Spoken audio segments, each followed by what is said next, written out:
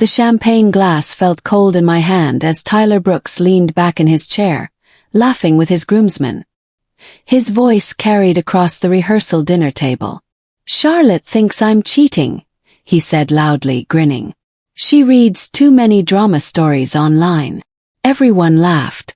Forks clinked against plates. Someone muttered something about paranoid brides always ruining good weddings. I stood frozen 3 feet behind him, my heart pounding. I had just heard him whisper details about a hotel night to his best friend. Details only someone who was there would know. Details that made my stomach turn. Tyler turned around and saw me standing there. His smile never faded. Instead, he stood up, wrapped his arm around my waist, and kissed my temple like nothing was wrong. Like he hadn't just humiliated me in front of 30 people. Everyone smiled at us. The perfect couple. 3 days away from the perfect wedding. And right then, something inside me went completely cold. This wasn't a misunderstanding. This wasn't a joke that went too far. This was a performance. Tyler was performing for an audience that believed every word he said. I sat down beside him and forced a smile that made my cheeks hurt. Under the table, my phone buzzed.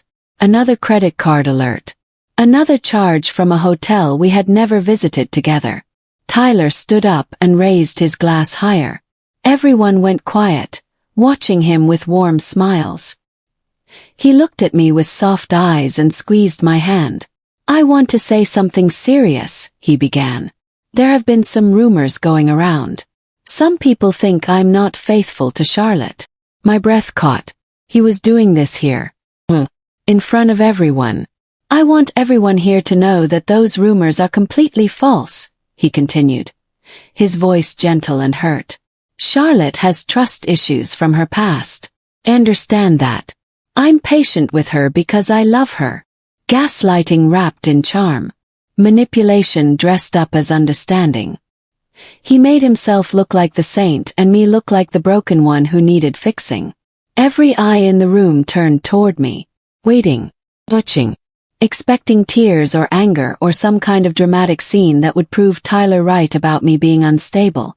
I swallowed the humiliation rising in my throat and smiled back at him. My cheeks burned.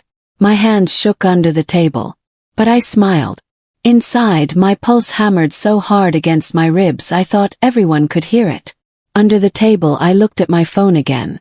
The hotel charge glowed on the screen.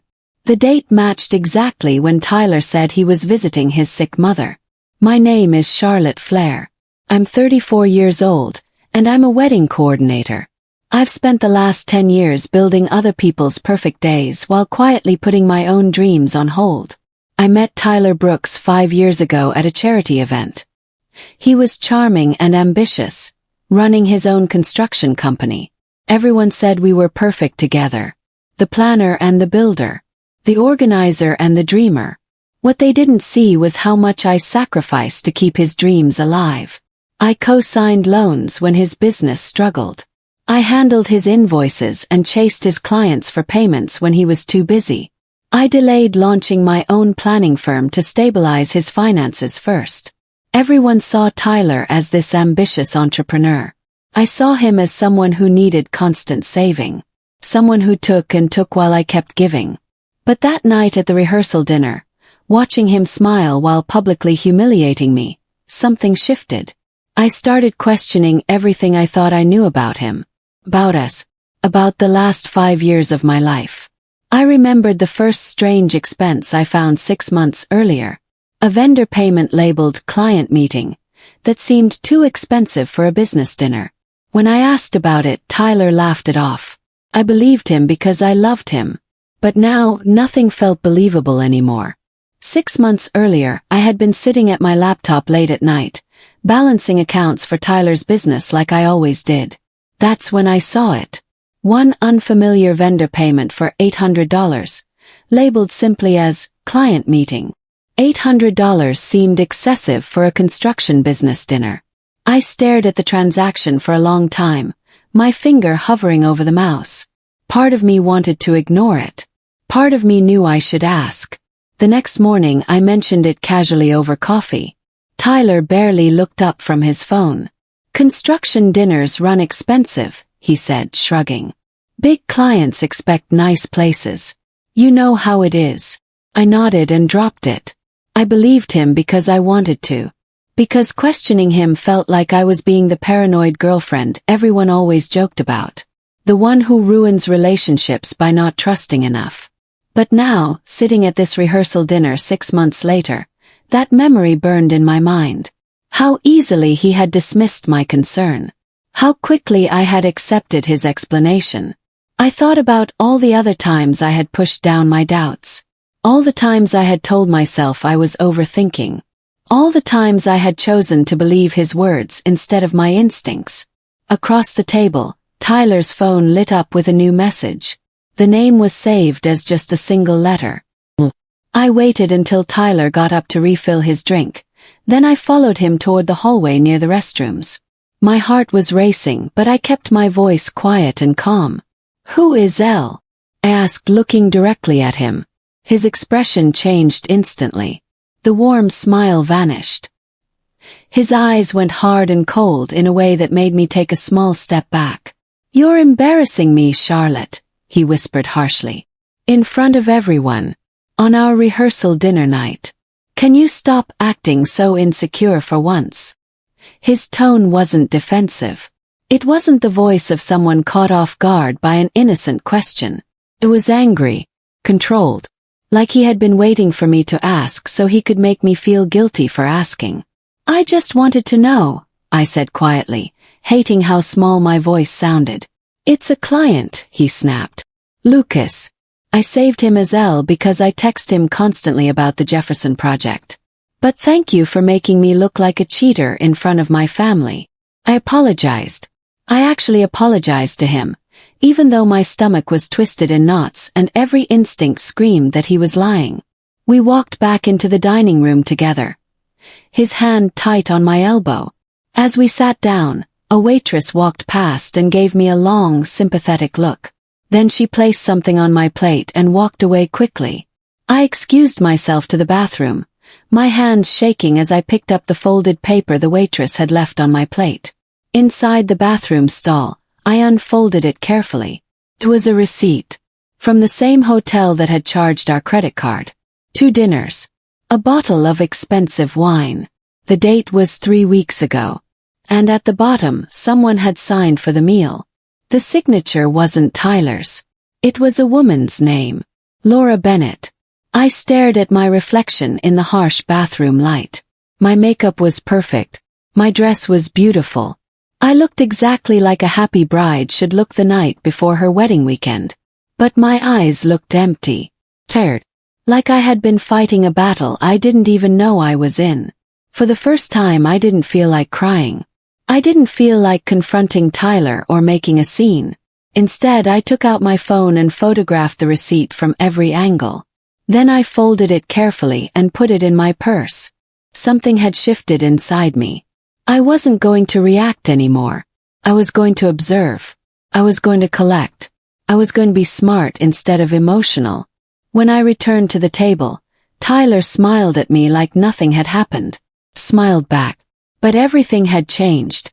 That night, after everyone left, I logged into our shared business account. I stayed up until 3 in the morning, going through every transaction in Tyler's business account for the past year. My wedding coordinator brain, trained to spot details and inconsistencies, worked methodically through the numbers. Patterns emerged like dark threads weaving through the finances. Regular payments to luxury apartment buildings, labeled as office supplies. Unexplained transfers every Friday, marked as materials. Hotel charges that didn't match any project locations. I built spreadsheets the way I planned weddings. Organized, color-coded, precise. Each suspicious transaction got its own row. Each unexplained expense got highlighted. By dawn, I had a clear picture of money flowing out in ways that had nothing to do with construction.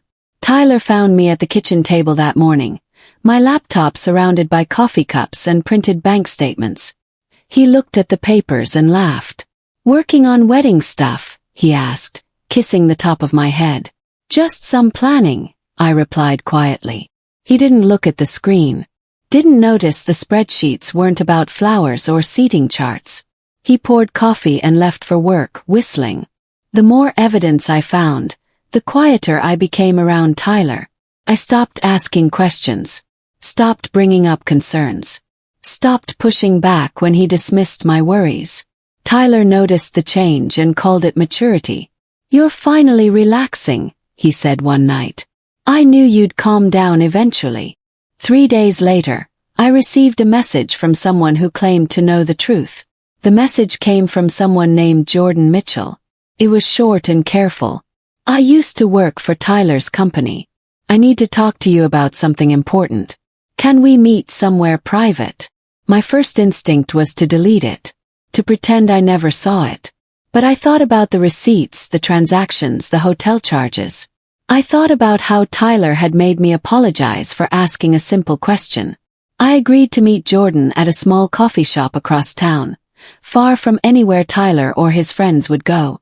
When I arrived, Jordan was already sitting in the back corner, looking nervous. "Thank you for coming," he said as I sat down.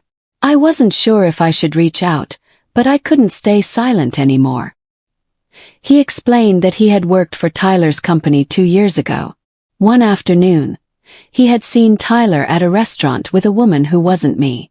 They were sitting close, holding hands, laughing in a way that made it clear they weren't discussing business. "I saw them together more than once," Jordan admitted. "Always at hotels or restaurants outside of town. I quit the company because I couldn't work for someone like that." My chest tightened, but I kept my voice steady. "Do you have any proof?" "No," he said. "But there's someone else. Tyler's business partner. He's seen everything firsthand. He might be willing to talk if you approach him right." The following weekend, Tyler insisted we attend a couple's party hosted by his college friends. I didn't want to go, but refusing would have raised questions I wasn't ready to answer yet. At the party it happened again. Tyler stood in the kitchen with a group of guys, laughing and joking, and I heard my name. I paused just outside the doorway listening.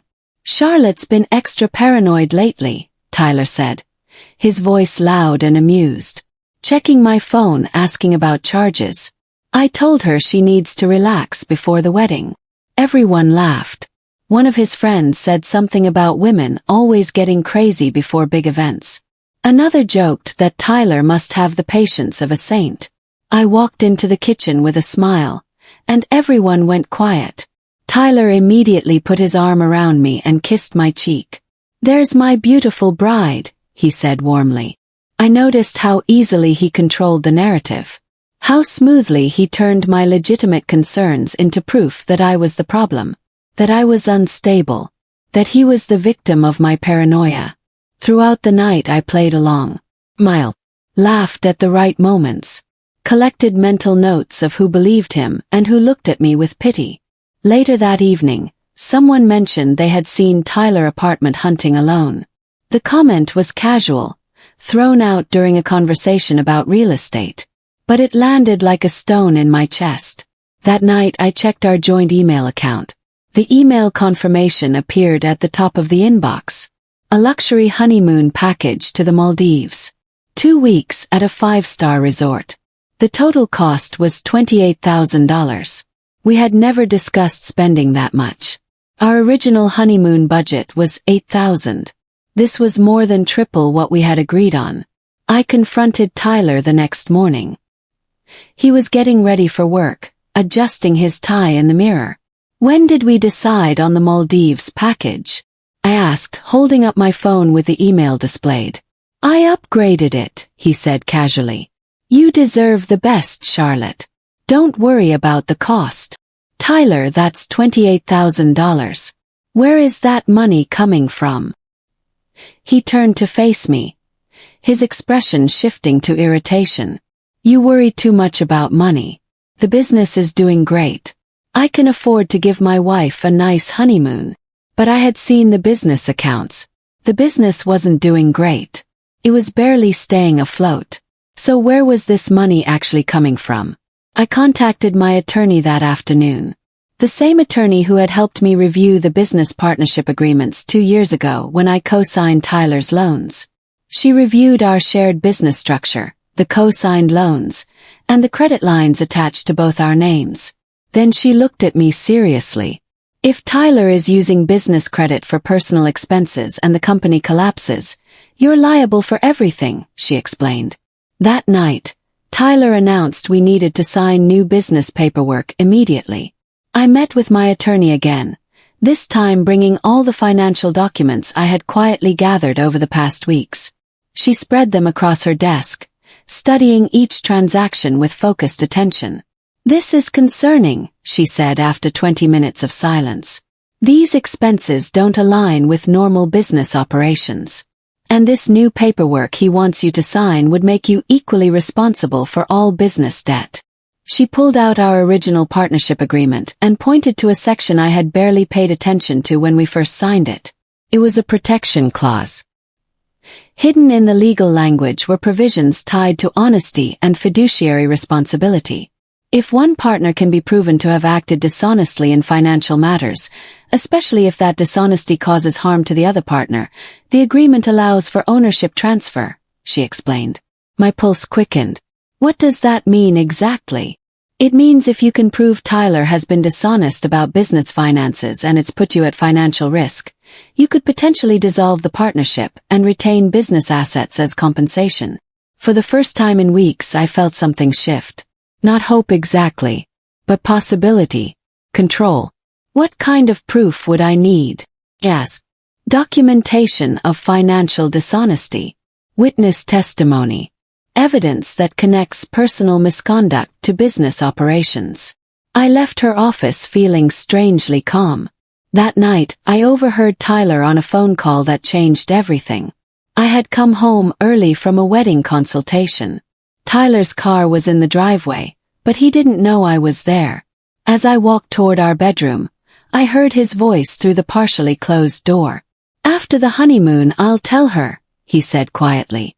Once everything is signed and transferred, it'll be cleaner. She won't be able to fight it. My breath caught. I stood frozen in the hallway, my heart hammering against my ribs. The business paperwork puts everything in joint names, Tyler continued. Once she signs, I'm protected. Then I can move forward with my actual plans without her dragging me down. I didn't record it. Something told me a recording obtained this way wouldn't be useful legally. Instead, I stood perfectly still and listened to every word, memorizing each detail. When the call ended, I quickly went back outside and made noise coming in again. Tyler walked into the living room a minute later, smiling like nothing had happened. Hey babe, he said, kissing my forehead. How was the consultation?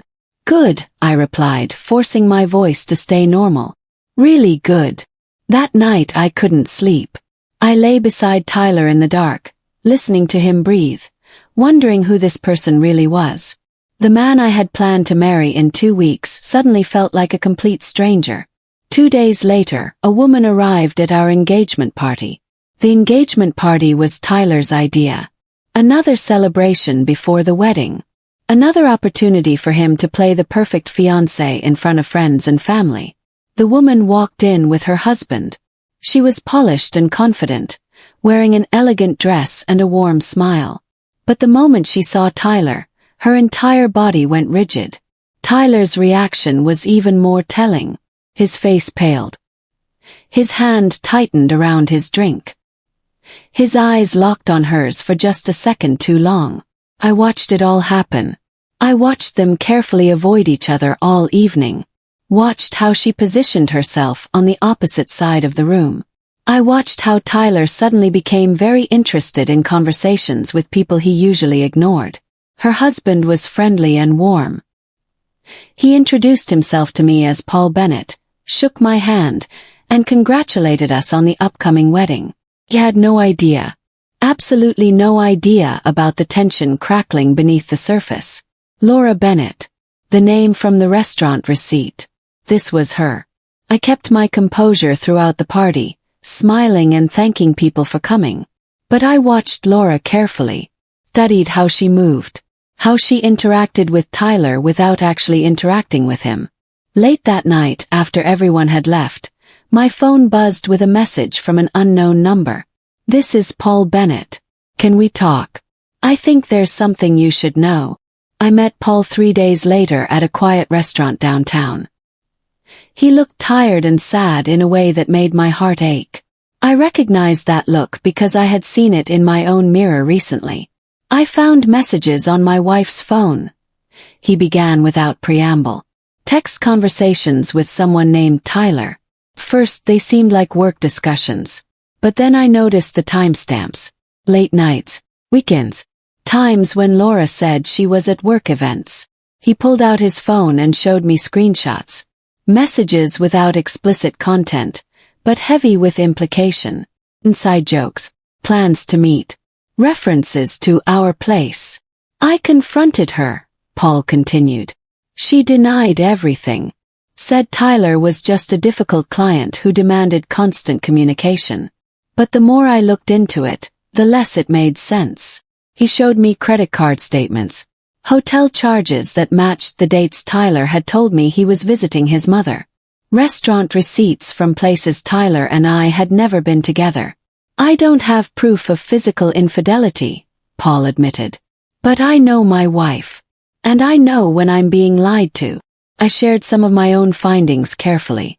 The suspicious business expenses, the hotel charges, the strange behavior. We talked for 2 hours, comparing timelines, finding patterns. By the end, we both knew the truth even without explicit proof. My attorney says we need more, Paul said finally. Direct testimony or evidence. He nodded. Mine said the same thing.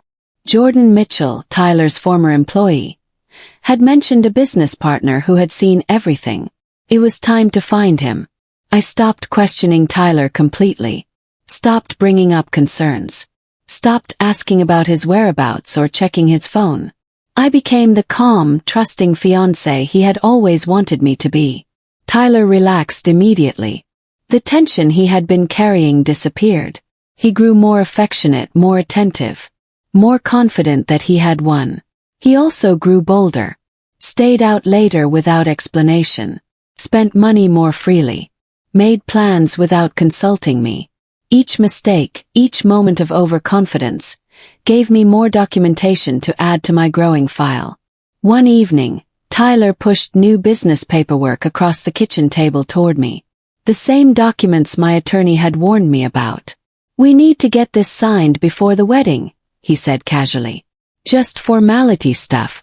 Making sure we're protected as a married couple. I looked at the papers, pretending to skim through them.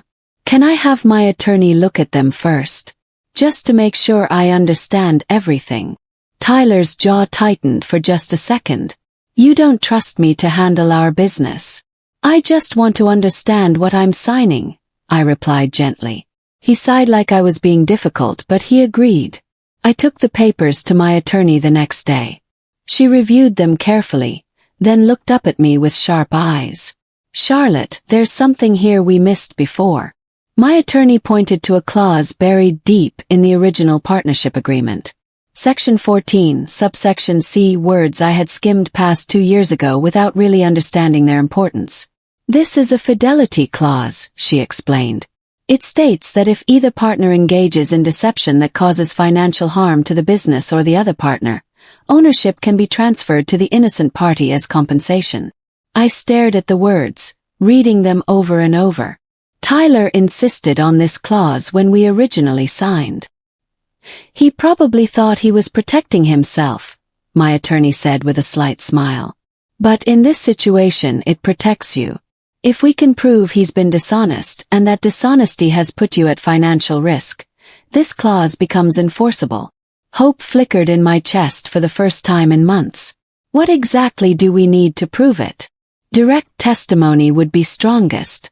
Someone who witnessed his deception firsthand and is willing to give a sworn statement. Combined with the financial documentation you've gathered, it would build an undeniable case. I thought about Jordan Mitchell's mention of Tyler's business partner, the one person who had supposedly seen everything. The next day I tracked him down. His name was Andrew Foster, and he had been Tyler's partner in the construction company for 3 years before they split ways 6 months ago. When I called him, he hesitated. I'm not sure I should get involved in this. But I was persistent. I explained what I knew, what I needed, and why it mattered. 2 days before the wedding, Andrew finally agreed to meet with me. Andrew Foster met me at a coffee shop near his new office. He was in his 50s with gray hair and tired eyes. He looked like a man carrying guilt he had been trying to ignore. I knew Tyler was having an affair, Andrew said quietly. I saw him with Laura Bennett multiple times. Business lunches that lasted 4 hours.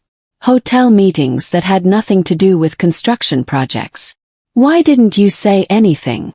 I asked, trying to keep judgment out of my voice. Because I needed the partnership, he admitted. My finances were tied to the company. If I accused Tyler and it caused problems, I could lose everything. So I stayed silent. When I couldn't take it anymore, I quietly dissolved our partnership and walked away. He paused, looking down at his coffee. But walking away didn't make me feel better. It just made me complicit. Would you be willing to give a sworn statement? Ask directly. About what you witnessed. Andrew was quiet for a long time. If I do this, Tyler will retaliate. He'll try to destroy my reputation in the industry. He's already destroying lives, I replied. Mine. Paul Bennett's. Laura's, even if she doesn't realize it yet. How many more people have to get hurt before someone stands up? Andrew agreed to think about it. But as the days passed and my wedding date approached, he went silent.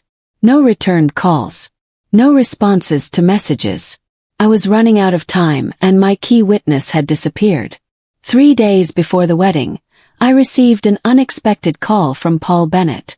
His voice was shaky but determined. Laura finally admitted everything, he said. Not just about the affair, but about how Tyler manipulated her. Told her he was leaving you. Promised her a future together. She has evidence. Emails, text messages, hotel bookings. Everything. My hands trembled as I held the phone. Why is she coming forward now? Because Tyler tried to end things with her last week, Paul explained. Told her he had changed his mind about leaving you. She realized she was never his plan. Just his convenience. Laura wanted accountability, Paul explained. Not revenge. She was willing to provide everything she had to help build a case against Tyler. Not for my sake or even for Paul's sake, but because she finally understood she had been used. That same evening I discovered something else. Tyler had attempted to secretly switch our wedding vendors. The venue, the photographer, the caterer. He was replacing every vendor tied to contracts we had signed together with new vendors only he had agreements with. I called my attorney immediately. What does this mean? It means he's trying to separate himself from shared obligations before the wedding, she replied. This is actually good for us. Every vendor switch is a contract breach.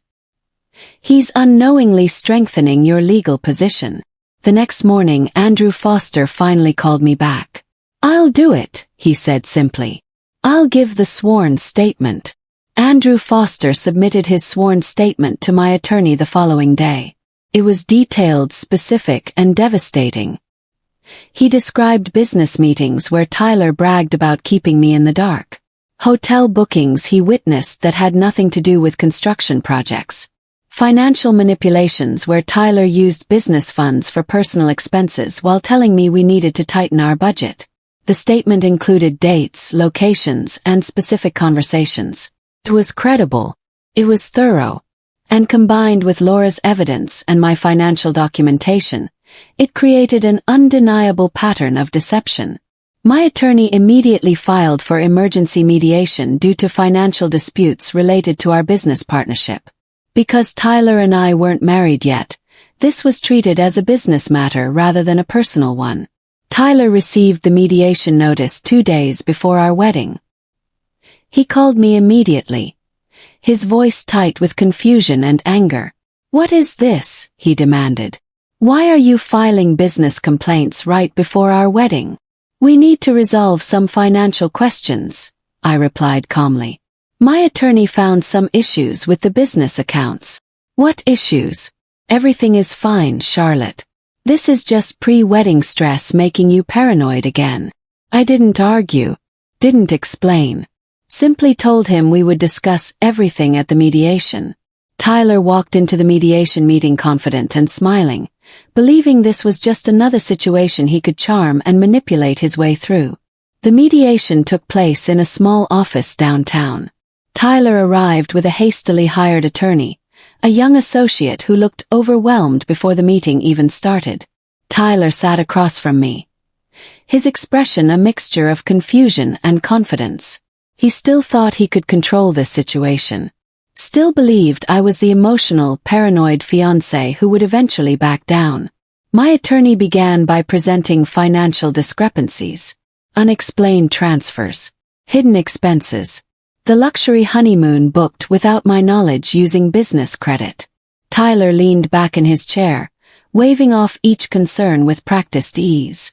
These are all legitimate business expenses, he explained to the mediator. Charlotte doesn't understand how construction companies operate. She's mixing up personal and business finances. His attorney nodded along, clearly following Tyler's lead. The mediator looked at me. Mrs. Flair, do you have evidence that these expenses are inappropriate? My attorney slid forward a thick folder. Bank statements, transaction records, receipts showing hotel stays that didn't match any project locations, credit card charges at restaurants on dates Tyler claimed to be working late. Tyler's confidence wavered slightly, but he recovered quickly. Business requires relationship building, client dinners, networking events. Charlotte is making normal business practices look suspicious. The mediator reviewed the documents carefully. These are concerning, but they don't necessarily prove misconduct. Without direct evidence of dishonesty or infidelity, this becomes a matter of business disagreement. Tyler relaxed, sensing victory. He looked at me with something like pity. See, this is exactly what I mean. You're creating problems where there aren't any. My attorney spoke calmly. We have direct evidence. My attorney placed Andrew Foster's sworn statement on the table. The room went completely silent as the mediator began to read. I watched Tyler's face. Watched confusion turn to recognition turn to panic. His attorney leaned over to read along, and I saw his expression change from confident to concerned. The statement was detailed, specific, undeniable. Andrew described witnessing Tyler with Laura Bennett at hotels that had nothing to do with business. He recounted conversations where Tyler bragged about deceiving me, about keeping financial information hidden, about his plans to secure business assets before ending our relationship. Tyler started to interrupt, but his attorney put a hand on his arm, silencing him. The mediator continued reading, his expression growing more serious with each page. When he finished, he set the papers down and looked directly at Tyler. Mr. Brooks, this is a sworn statement from your former business partner. These are serious allegations of financial misconduct and deception. How do you respond? Tyler's jaw clenched. Andrew is lying. He's bitter about our partnership ending. He's trying to sabotage me. My attorney slid forward another set of documents. We also have testimony from Laura Bennett, corroborating Mr. Foster's statement, including evidence of the affair and financial manipulation. Tyler's face drained of color. Beside him, his attorney was rapidly reviewing the new documents, his expression growing more alarmed. Furthermore, my attorney continued, we have hotel receipts, credit card statements, and text message records that match the timeline Mr. Foster provided. Tyler opened his mouth, then closed it. For the first time since I had known him, he had no response. The mediator called for a brief recess. Tyler tried to approach me in the hallway, but my attorney stepped between us. You need to speak with your own counsel, she told him firmly. Through the doorway, I could see Tyler's attorney talking urgently on his phone, probably calling his firm for guidance. This small mediation had suddenly become much more serious than a simple business disagreement. When we reconvened, my attorney presented the final piece of evidence. The fidelity clause from our original partnership agreement. Section 14, subsection C, she stated clearly, stipulates that if either partner engages in deception causing financial harm to the business or the other partner, ownership transfers to the innocent party as compensation. Tyler's attorney looked stunned. I wasn't aware of this clause. Mr. Brooks insisted on including it when the partnership was formed, my attorney replied. Ironically, to protect himself. The mediator reviewed the clause carefully, then looked at all the evidence spread across the table. The sworn statements, the financial records, the proof of deception. Mr. Brooks, the mediator said slowly, the evidence presented here demonstrates a clear pattern of financial dishonesty and personal misconduct that has put Ms. Flair at significant financial risk. Based on the partnership agreement and the documentation provided, I am recommending immediate dissolution of the business partnership with full ownership transfer to Ms. Flair as specified in the contract. Tyler stood up abruptly, his chair scraping loudly against the floor. This is insane. You can't just take my company. It's not your company anymore, the mediator replied calmly. According to the contract you signed, it became hers the moment you violated the fidelity clause. The room felt airless as the full weight of the decision settled over everything. Tyler looked between the mediator, his attorney, and me, his face shifting between disbelief and rage. Charlotte, please, he said, his voice suddenly desperate. We can work this out. Don't do this. For the first time since the mediation began, I spoke directly to him. You plan to leave me after the wedding, I said quietly. After securing your financial position by making me sign papers that would protect you. After using business resources for your affair while telling me we had to be careful with money. You publicly humiliated me, gaslighted me, and made everyone think I was paranoid and unstable. Tyler's attorney tried to interrupt, but I continued. Andrew's statement included something you said to him 6 weeks ago. You told him that I was your safety net. That I was too devoted to ever question you. That I would sign anything you put in front of me because I loved you too much to protect myself. Tyler's face went white. You were right that I loved you, I said, my voice steady despite the emotions swirling inside me. But you were wrong about everything else. The mediator made his ruling official. The business ownership transferred to me immediately. All assets, accounts, and ongoing projects became mine. Tyler was given 72 hours to remove his personal items from the office and our shared home. As we left the mediation, word spread quickly. Wedding vendors called asking what to do. Tyler's family called, confused and angry. Friends started choosing sides. Within hours, Tyler's carefully constructed reputation began crumbling. The wedding was cancelled. Guests were notified. Deposits were forfeited or transferred. The beautiful venue I had booked stood empty on what was supposed to be my wedding day. I spent that day in my apartment, surrounded by boxes as I separated my life from Tyler's. My phone buzzed constantly with messages. Some people offered support. Others asked for gossip. A few blamed me for not trying harder to work things out. Tyler tried to reach me multiple times. When I didn't answer, he sent long text messages. First angry, accusing me of destroying him. Then desperate, begging for another chance. Finally, attempting manipulation one last time, reminding me of our history, our plans, everything we had built together. I blocked his number after the third day. Paul Bennett called to tell me he was filing for divorce from Laura. Thank you, he said simply, for having the courage to pursue the truth. It gave me permission to stop pretending everything was okay. Within 2 weeks, Tyler's professional reputation was in ruins. Other business associates came forward with their own stories of his dishonesty. Clients pulled contracts. Investors backed out of deals. The construction company I now owned was actually in worse financial shape than I had realized. Tyler had been hiding debt and failed projects behind confident presentations and borrowed money.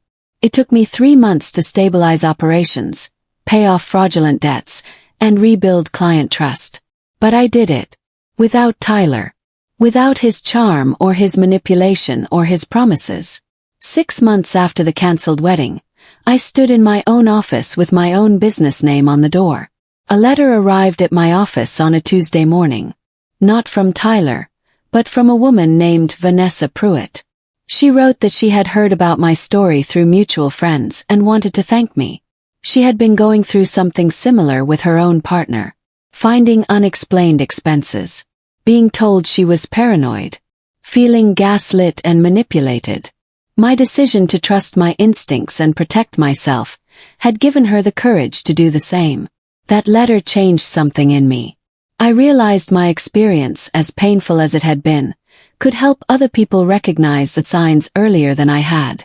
I transformed my wedding planning business into something different. I still coordinated celebrations, but I also started offering financial planning services specifically for women, teaching them how to protect themselves, how to recognize manipulation, how to maintain financial independence even in committed relationships. My client base grew rapidly. Women came to me not just for beautiful weddings, but for the knowledge that they were building celebrations on foundations of honesty and mutual respect. Tyler sent one final message through a mutual friend 6 months after everything ended. He wanted to apologize, to explain, to somehow make peace with what had happened. I declined the meeting. There was nothing he could say that would change anything. No explanation that would matter. No apology that could undo the damage he had caused. I stood in my office, surrounded by vision boards and consultation schedules, and realized something profound. The greatest victory wasn't exposing Tyler's lies. It wasn't even building a successful business from the ruins of our failed relationship. The greatest victory was finally choosing myself.